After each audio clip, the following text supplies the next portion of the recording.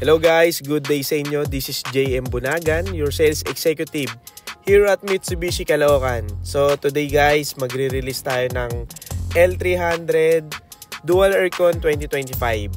So dito guys, inaayos ko lang yung mga dokumento ng client natin para pagdating nila, mag-sign na lang sila ng mga dokumento.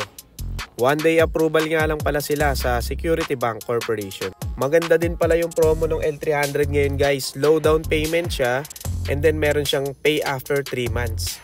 Kaya kung kino-consider nyo po kumuha ng L300, message nyo lang po ako at ako pong bahala sa application nyo.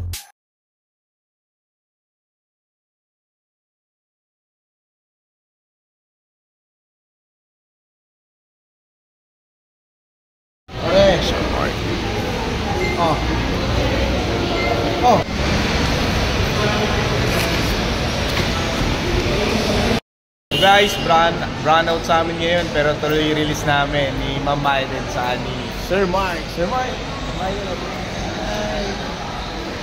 pirma sila ng docs ngayon, Security Bank. John.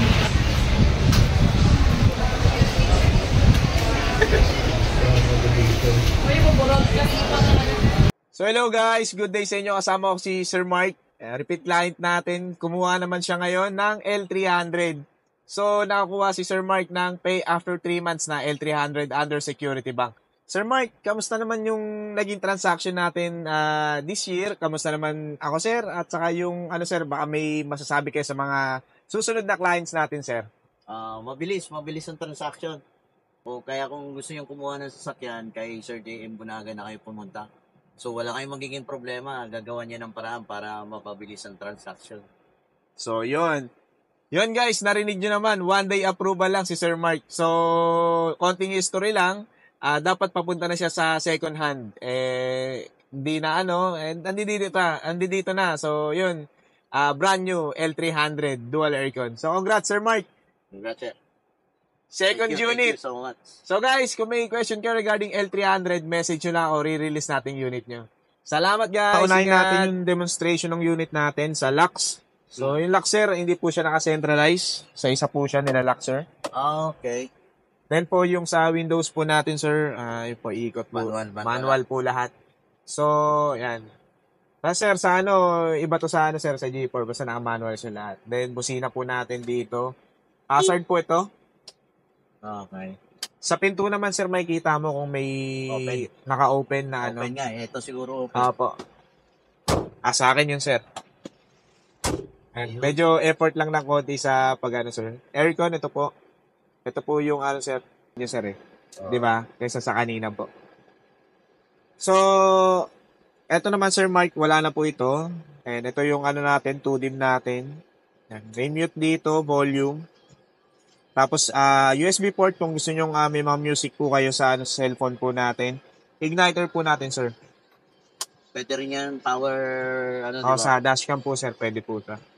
Yung dashcam na binigay ko sa inyo, sir, plug and play lang naman po. Lalagay po natin dito. Padanin nyo na lang po dito. Papunta po dito. Medyo, naman siya. Abot naman yun, sir, yung binigay ko sa inyo. Then, front and back na po, sir, ha? Yung sa likod, padanin mo na lang sa gilid-gilid, sir. Then, sir, dito po, yung, owner's manual po natin, sir, at saka po yung sa aircon. So, may warranty po yun, magkaiba po siya. At saka sa body natin, sir. Ito yung sa body. Yung nito, sir, insurance, kasama na yung insurance, sir, kasama na po yung 1 year. So, kasama din po dun yung registration natin na 3 years. Katulad pa rin po sa G4 natin, sir. Ang naman dito, sir, ang naiba ngayon, sir, may twist kasi. Di ba dati sa atin, 3 years lang yung warranty niya. So, ito, magiging 5 years warranty na po. Yung sa L300 po natin. Then, 5 years? 5 years po yung sa warranty natin. Then, yung sa free labor po natin, ganun pa rin po Sir Mark, hanggang 20,000 po yung free labor sa kilometer naman po sa engine. Then, sa mga naman po Sir Mark, ito po, yung switch po nung aircon sa likod. Okay. Ayun pala Sir Mark, ayusin na lang natin yun yung goma. Lalagay lang naman yun. So, yun sir, basic na basic lang sir. Kung sakaling may question ka sir, message mo lang ako ha. Okay sir. Dito pa rin naman ako. Thank you. Anong purpose nito sir? Sir, yung pag-lock po ng Yan sir. Pagka nasa pinakataas, nakalock, hindi siya magbubuga ng aircon.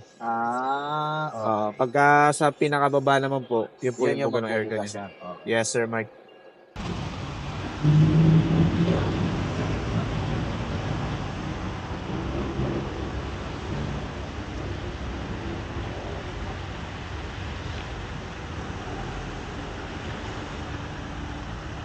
Bye, Sir Mike.